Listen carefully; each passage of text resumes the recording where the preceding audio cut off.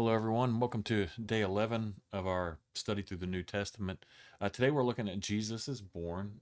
This is going to come from Luke 2, verses 1 through 7. And so the way this started out, you see Luke describe, we already saw how Luke described John's birth. And so Luke parallels that with Jesus's birth, um, with and the emphasis on the lowliness of Jesus' birth, which is something important we need to look at.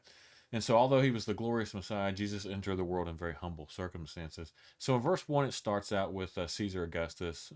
You know, he ruled the Roman Empire from 27 BC to AD 14.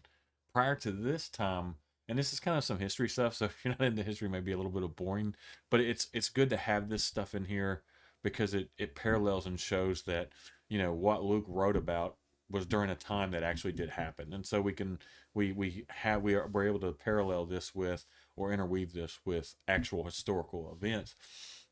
But prior to this, Rome was a republic that was actually ruled by a senate, and the Roman Senate gave Augustus supreme authority as emperor, and the republic became more of an empire.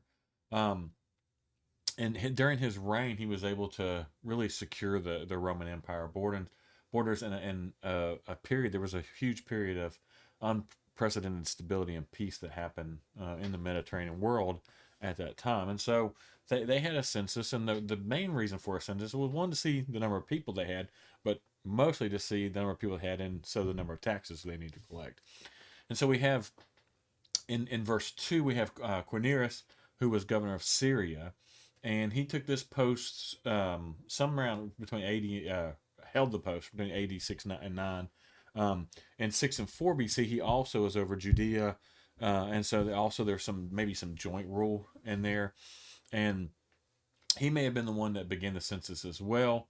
There's historical accounts of three other censuses, but there's actually not one in a historical account that we can find of in Judea that's not mentioned in secular records. So obviously, though, there would have had to have been some kind of census in this time frame of this is going up. So Jesus was born sometime around 6 to 4 BC. We don't know exactly what year he was born, but it was before Herod the Great died, and we'll see that reason why we know that here in the next couple chapters.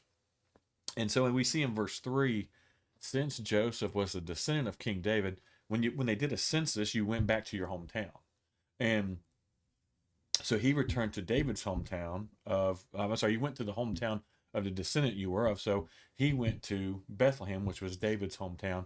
And so that's the town you return to for your census. And we see some references there in First Samuel, and I got them noted there. And so Bethlehem was a tiny little village about 5 miles south of Jerusalem. It wasn't real far from it. And it's where Micah 5:2 predicted that the Messiah would be born. And so we see that in verse 7, we see that there's no, the common interpretation was there was no room in the inn. If you actually study that more correctly and actually look at the accurate translation, it really meant there was no lodging available. And so we use the word inn there because that clicks with us. But there wouldn't have been inns in the little tiny town of Bethlehem. There would have been rooms that people would have had that they could have stayed in for rent or for or maybe a private house, and there was maybe some public shelters for travelers that they would have been able to stay in. But because there was this census going on, they were all full, and so they had to go and stay in an area that was reserved for animals, which more than likely would have been a cave.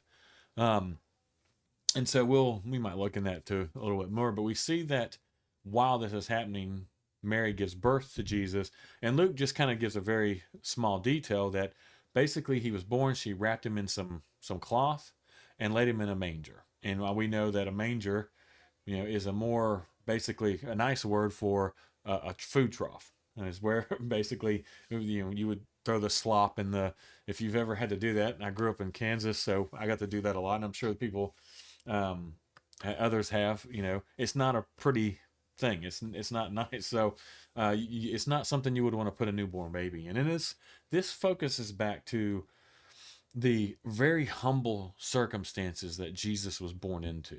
And that's one of the things we need to focus on, and that's a continual theme of Jesus, is his how humble he is. He never goes for positions of power. He stays away from those who had positions of power and wanted to offer him positions of power, and he challenged those who were in the positions of authority, especially the religious people in those days. And so, but we had this same thing, because what was expected was that they expected this mighty birth, this mighty savior, to come forward from very high circumstances, to come in to overthrow Rome and to restore Jerusalem to its glory. And that's what they were looking for. They weren't looking for some little baby born in a small little town of Bethlehem who grew up in Nazareth, you know, and to come and be the rescuer of the Jewish people. That's not what they were looking for, and that's why they completely miss it, even though it's foretold in the Old Test or yeah in the Old Testament. So this is a look in the start of Jesus being born.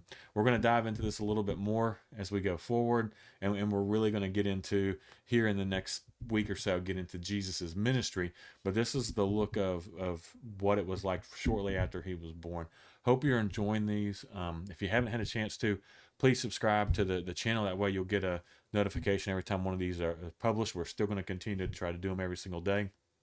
And if you haven't yet, share them, share them with people. If you're enjoying them, share them with others. We would like to get this out so everyone kind of has this opportunity. I think this is a unique way of going through the Bible, just a little bit by little bit, to be able to really dive into it, to take time to think about it and understand it. And I think it helps with learning and seeing who Jesus was and who the early church was when we get into it. So if you're I really appreciate you watching them, and I hope y'all have a good one.